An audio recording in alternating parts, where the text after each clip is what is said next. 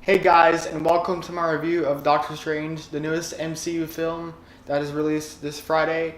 Now, the story follows Stephen Strange. He's a doctor, and he's very proud of what he does. He's very arrogant, he's very kind of full of himself, and the story follows him. He gets into a car crash, and he loses use of his hands, so that kind of upsets him because as a doctor, your hands are very important.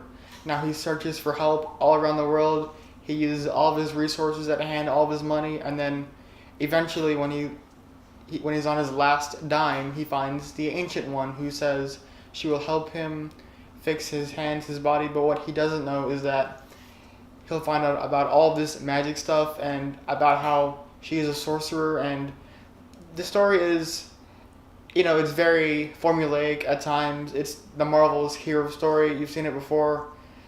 It's very comparable to the first Iron Man, to be honest. It's kind of a lesser version of that, but I will start with my positives. I loved how different this film was. I loved its style. Visually, it's one of the best films I've seen in my life. It is very trippy. Going into it, you should know that it has the sort of Inception style, where the buildings are, falling on themselves, and it's very visually amazing. I think the highest praise I can give this film is that it is one of the best looking films in terms of CGI and special effects that I've seen in my life. I mean, when you go into it, that part will blow you away. Now, going to Doctor Strange himself, Benedict Cumberbatch is also a big positive of mine. He really brought it. I think Marvel said that they delayed this film just so they can get Benedict in the role, which I totally understand because he nailed it in this film. He really brought a level of complex and he's a great choice for Doctor Strange. I really liked what he brought. He also nailed a lot of the humor, which I didn't expect in this film. A lot of it doesn't work, but when it does work, it really works. My audience really laughed at some of his jokes. Another positive I'm going to give this film is, again, how unique it is from the rest of the Marvel films, and that's another thing that they do really well, is that all of their films are different. You got Ant-Man, which is the heist film. Guardians of the Galaxy is the space opera. The Avengers is like the culmination of everything, and this is their. I can't even explain what it is. It's their Inception. It's their most out there film, which I really appreciated. When you watch the trailers and all the promotions, you can tell that they really went for it, which I really appreciated. But my negatives with this film is that it is very formulaic.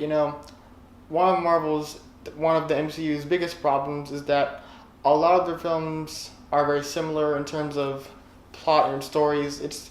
All of their films are the hero's story. Now, they do it very well, but I feel like they should mix it up a lot more than they do. That is their biggest problem. And with this film, you can tell it is by the numbers. It is done well, but I would have liked to have seen it just altered a little bit. Now, another negative I have is the villain, Calicius, played by Mads Mikkelsen. He is fine in the role, but the villain itself is very by the numbers, formulaic, and that is another problem that Marvel has. Their villains are not developed. They don't mean a lot to the story. You don't know the villains. They're not characters. They're just kind of there for the plot.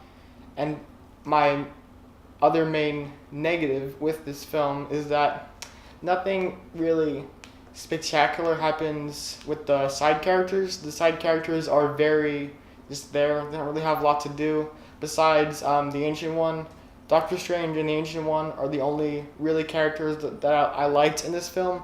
Wong, Nicholson, the villain.